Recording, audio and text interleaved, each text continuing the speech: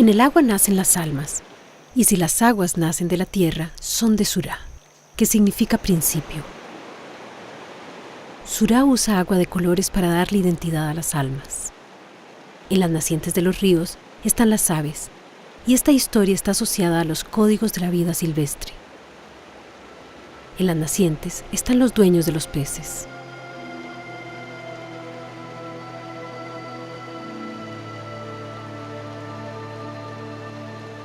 Itzá, dueña de las cataratas y los rápidos de los ríos, aparece cuando se van a quemar los terrenos para iniciar los cultivos. Cuando hay tormenta en el mar, los truenos anuncian que se van a acabar las lluvias. Los vientos huracanados marcan el cambio en el tiempo. El trueno anuncia los celajes coloridos.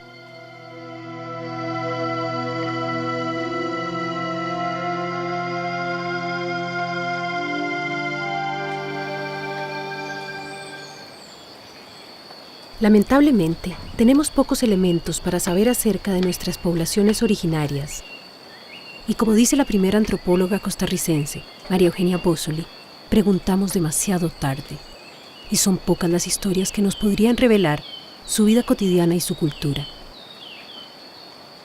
En Guayabo, existen evidencias físicas que nos sugieren algunos rasgos de la sociedad precolombina que habitó en este sitio y que logró, con alta precisión arquitectónica, manejar el curso de las aguas.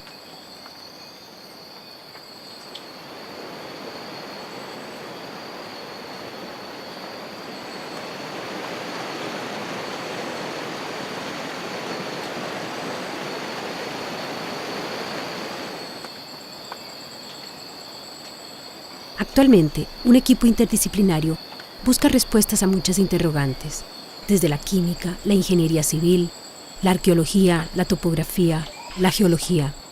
Sin embargo, razones físicas y químicas dificultan la obtención de evidencias para caracterizar la sociedad que habitó Guayabo. Y la investigación arqueológica del sitio está marcada por las implicaciones de estas particulares condiciones que han limitado la conservación de evidencias.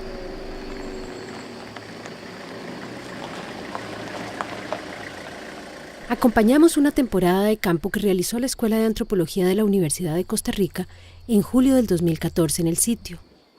Un nutrido grupo de estudiantes con muy diversas inquietudes de investigación y con el afán de encontrar respuestas, nos permitieron acompañarles en su trabajo, excavación, clasificación y análisis.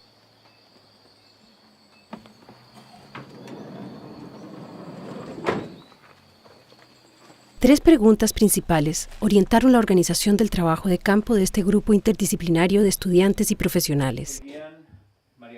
Indagar si existió un medio formalizado para la conducción del agua entre el piedemonte del extremo noreste del núcleo arquitectónico del sitio arqueológico y el estanque rectangular, o si se trata de una formación erosiva. Bueno, se terminó de exponer en un 5x5. Seguirá 50, 60, 70. La idea es conocer las características arquitectónicas y la configuración por el acceso noreste a la aldea precolombina. Salones profundizar para tener la secuencia estratigráfica llegando hasta nivel estéril. 52. Terminar de exponer el empedrado ese que viene. Registrar, dibujo, foto. Y yo pensaría levantarlo para tratar de exponer muro, y tenemos que ir a verlo a campo, Irene, para ver hacia dónde se extiende esa excavación. También obtener material cerámico para conocer el potencial de conservación de restos orgánicos que muestren evidencia de las costumbres alimenticias precolombinas.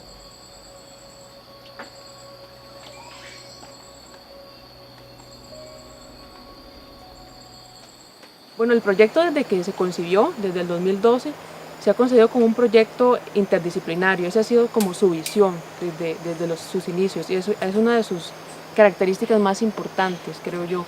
La idea es integrar la mayor cantidad de conocimiento posible desde diferentes áreas, desde la geología, desde la química, desde la ingeniería, de tal forma que todo este conocimiento nos lleve a reconstruir de una manera mucho más precisa lo que fue el pasado, en este caso la aldea precolombina de Guayabo de Turrialba.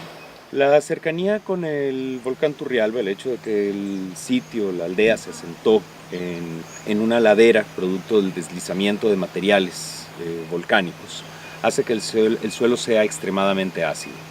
El grado de acidez es tan alto que no permite la conservación de restos orgánicos.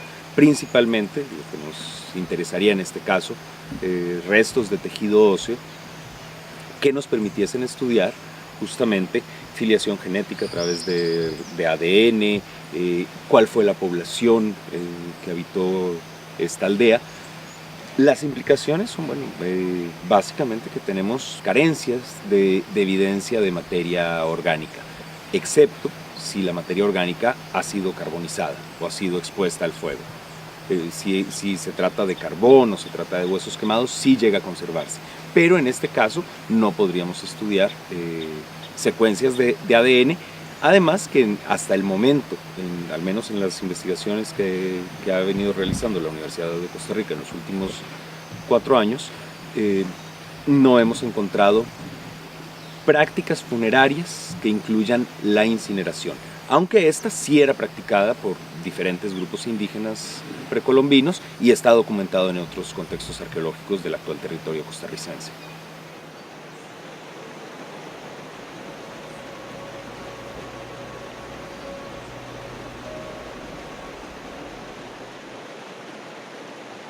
Acá dentro del monumento me llama la atención todo lo que es estructural. Entonces planteo mi tesis de maestría en el sector de la ladera noroeste, ahí en una línea de piedras, digamos, que se plantea es el muro perimetral de una terraza. En ese momento la excavación está en el nivel 2, o sea 20 centímetros bajo la superficie. Acá estaba yo realizando el dibujo de planta de ese nivel. Pretendemos registrar la ubicación específica de cada piedra porque esas van a tener que ser retiradas para poder continuar con la excavación. Entonces, mediante este registro de dibujo y registro fotográfico, queda, digamos, archivada la información tal cual estaba en el contexto y después va a servir para análisis estratigráficos.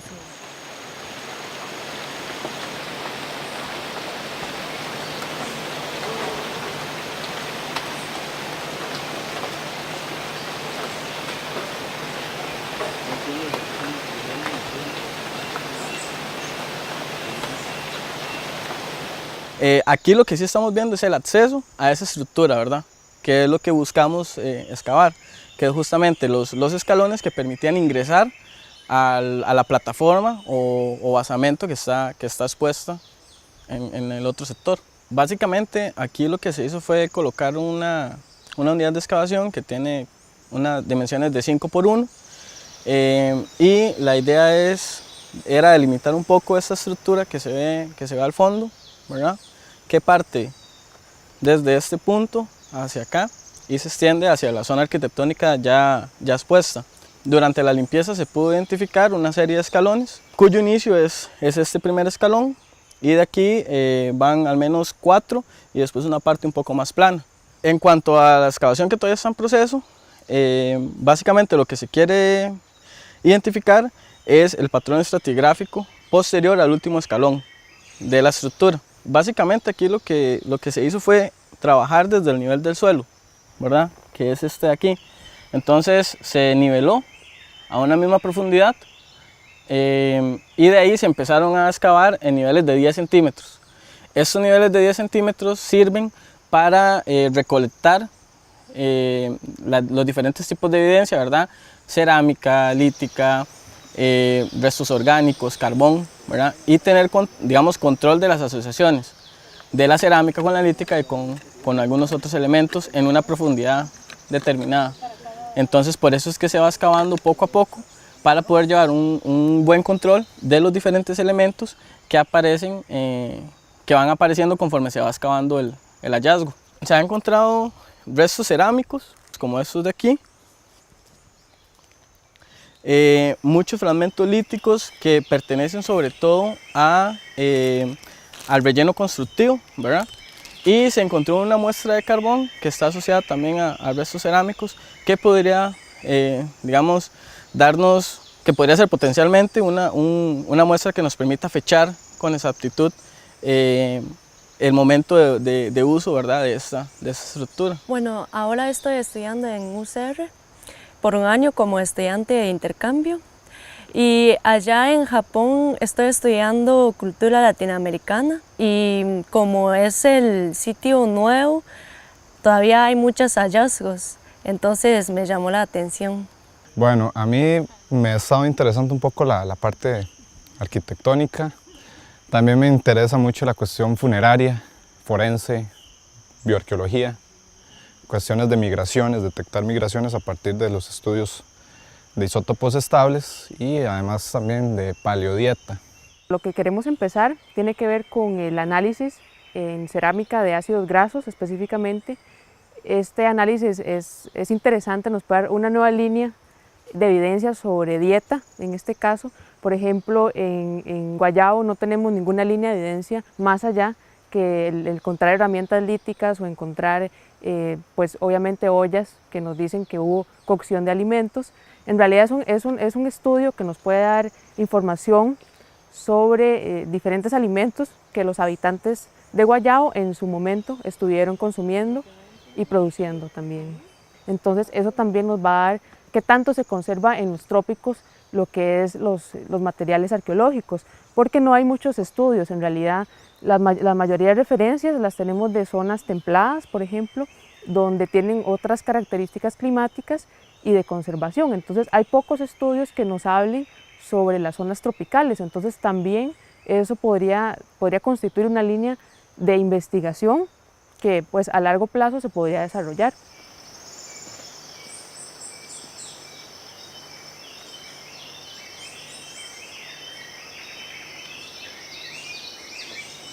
El hecho de pensar en un programa, la posibilidad de planificar la investigación, pero además que se traten los problemas de trabajo desde diferentes enfoques disciplinares es ya una realidad. Es decir, estamos trabajando con equipos de la Escuela de Ingeniería Topográfica para resolver el tema del levantamiento topográfico y mapeo del sitio arqueológico, en acompañamiento con equipos de la Escuela de Antropología de la Universidad de Costa Rica, con los que se hace la prospección y la ubicación de construcciones, restos arqueológicos en la superficie.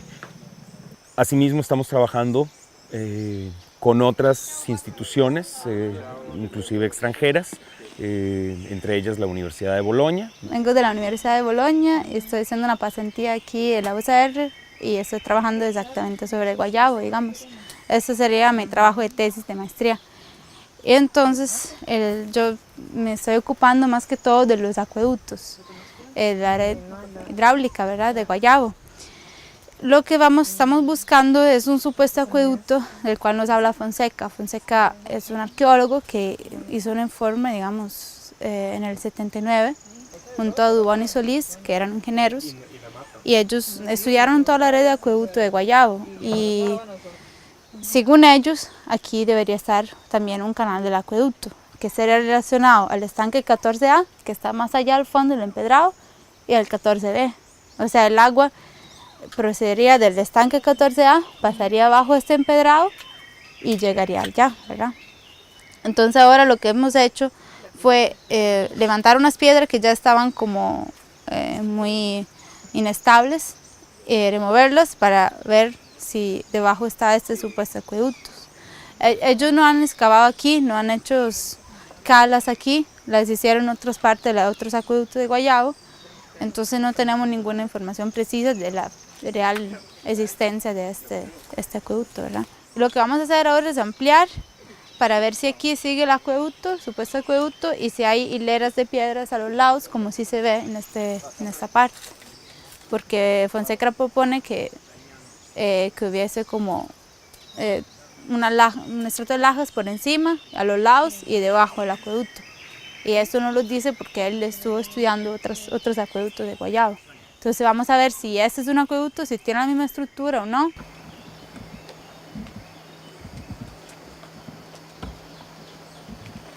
¿No les va a tomar los puntos? Ya lo teníamos. Eso es suerte y eso bueno. Sí, no teníamos.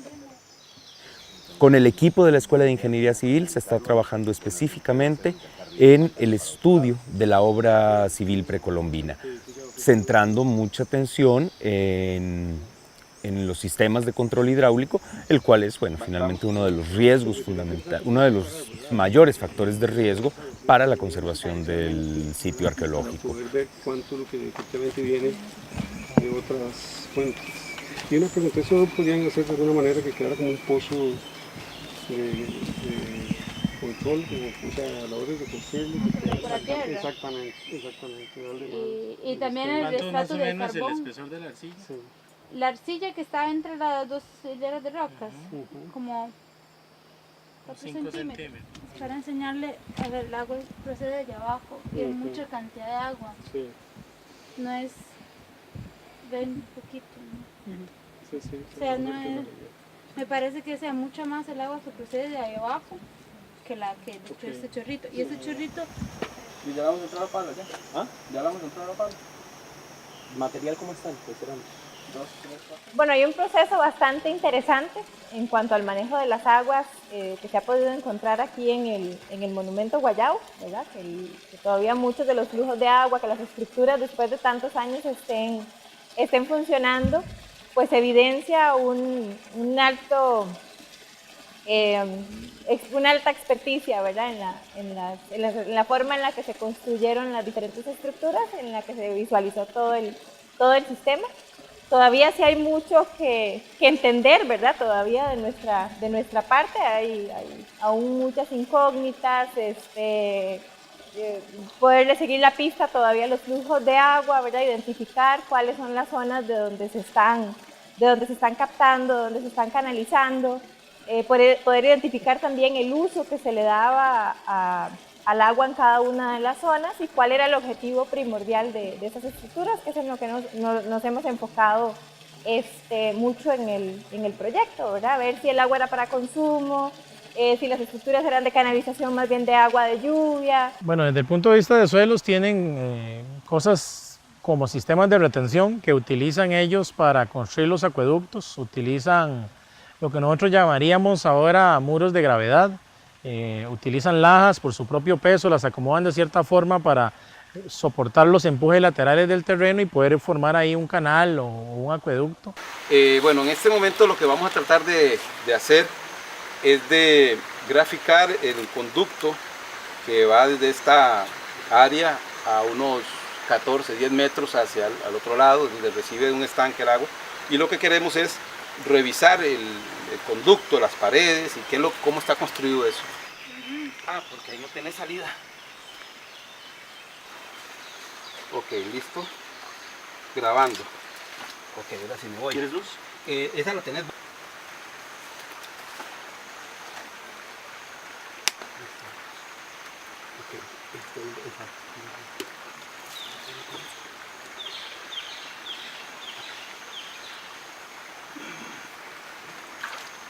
Voy entrando.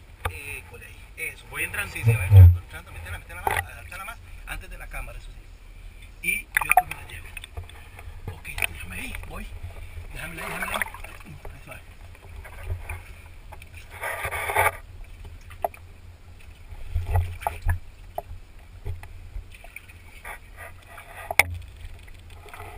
Sin duda hay evidencia de una especie de colocación de piedras de grandes dimensiones que podrían servir para permitir el flujo del agua. Existe mucho interés de construir un dispositivo no tripulado que pudiera explorar los distintos canales, determinar los sitios colapsados y mapear con mayor precisión el tipo de construcción del acueducto.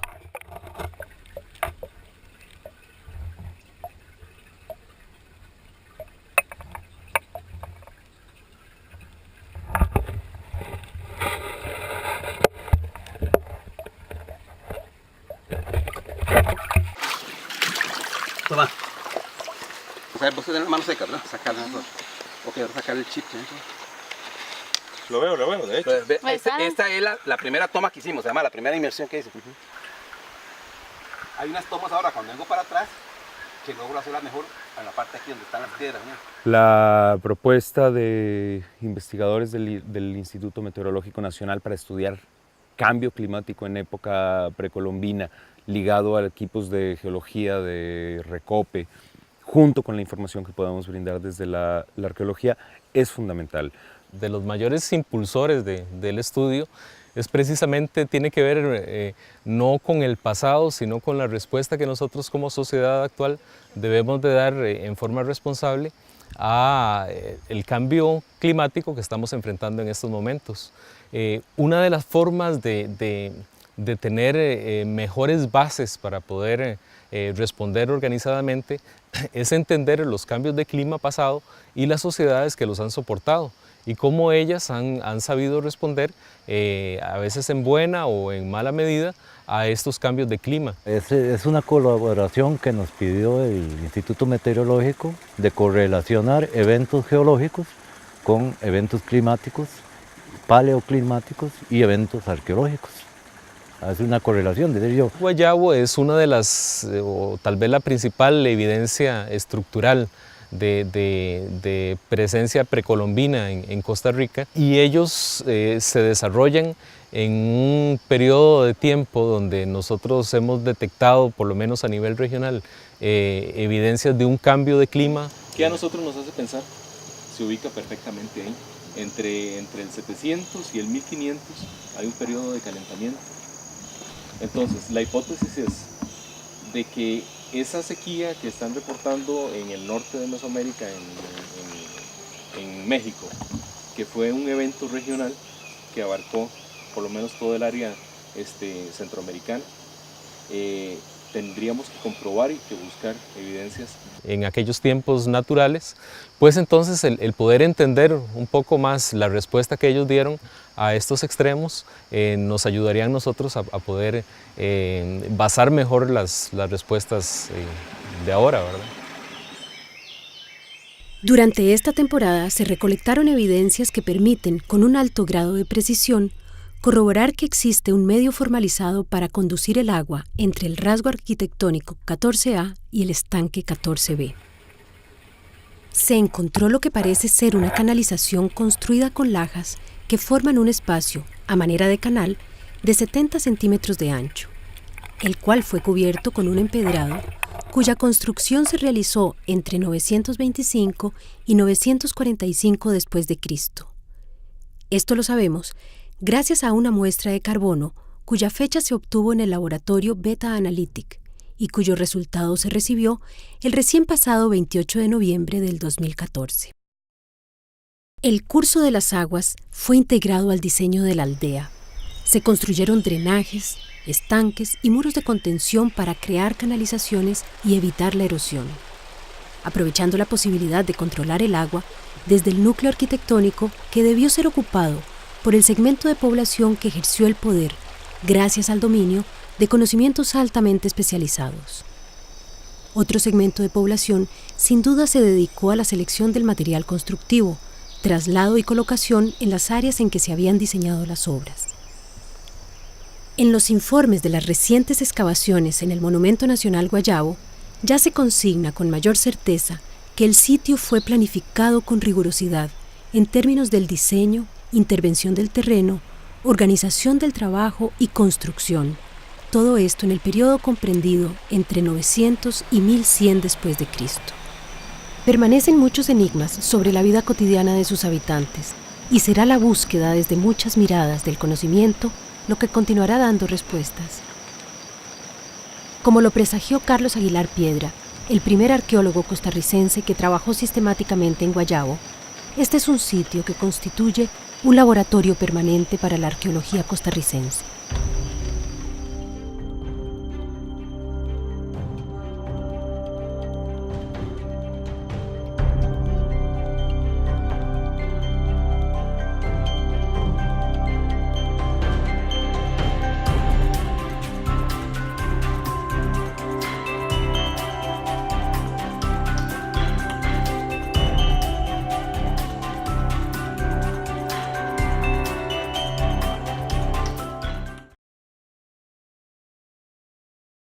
Y si las aguas nacen de la tierra, son de Surá, que significa principio. Surá usa agua de colores para darle identidad a las almas. En las nacientes de los ríos están las aves, y esta historia está asociada a los códigos de la vida silvestre. En las nacientes están los dueños de los peces.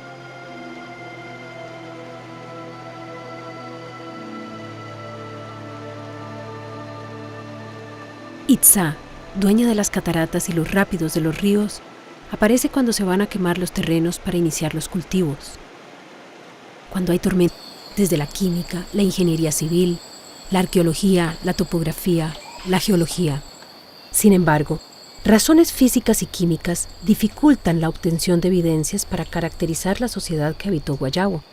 Y la investigación arqueológica del sitio está marcada por las implicaciones de estas particulares condiciones que han limitado la conservación de evidencias.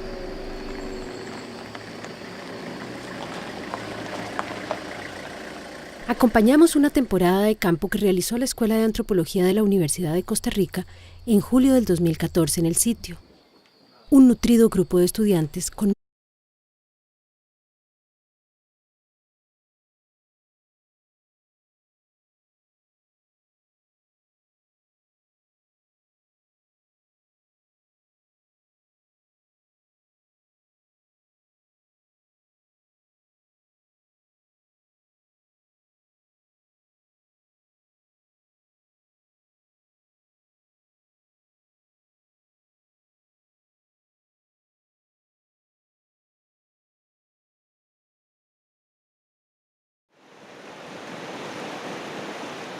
En el agua nacen las almas. En el mar, los truenos anuncian que se van a acabar las lluvias.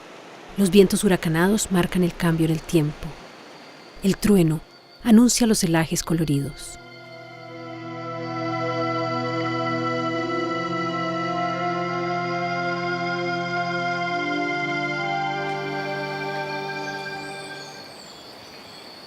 Lamentablemente, tenemos pocos elementos para saber acerca de nuestras poblaciones originarias.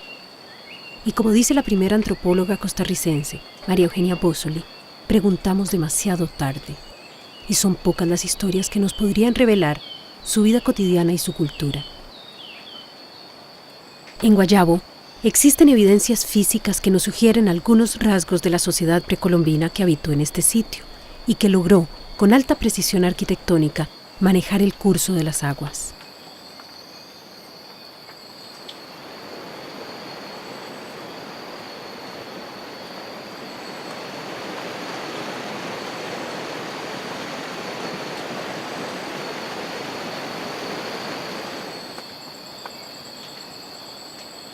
Actualmente, un equipo interdisciplinario busca respuestas a muchas interrogantes.